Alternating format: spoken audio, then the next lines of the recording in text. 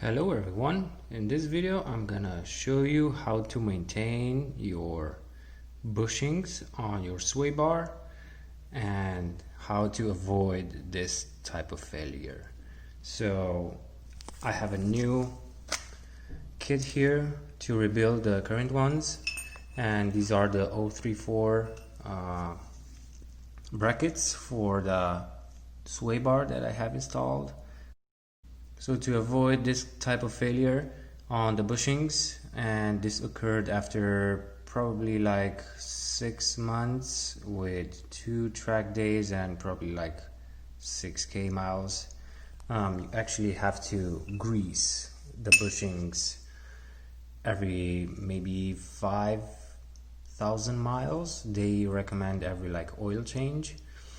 And I do like oil changes every 5k, so I'm probably gonna do that. It's not like related to the oil change, they just give that as a reference for like in a row, but you need to apply grease in abundance on these so they have a lot more lubrication. So to do this in a quick way, I have the car on 2 jack stands, and also I'm using 2 floor jacks to release the tension on the sway bar. And now I can probably change the bushings without taking out the end links. If I don't have room, I need to take out the end links. The bushings can be actually greased using this, let's call it nipple. So in order to do this, you need like a grease gun. Unfortunately, I don't have one, and I'm gonna grease them manually. The new rebuild kit has grease that you can use, but also yeah, this is the one that 034 Motorsports actually like recommends for it, and I'm gonna grease them up pretty good this time.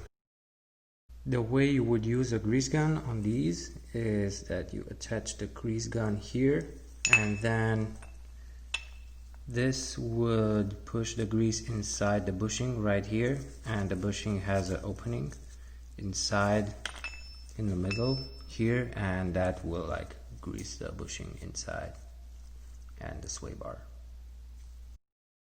I installed the bushings on the sway bar.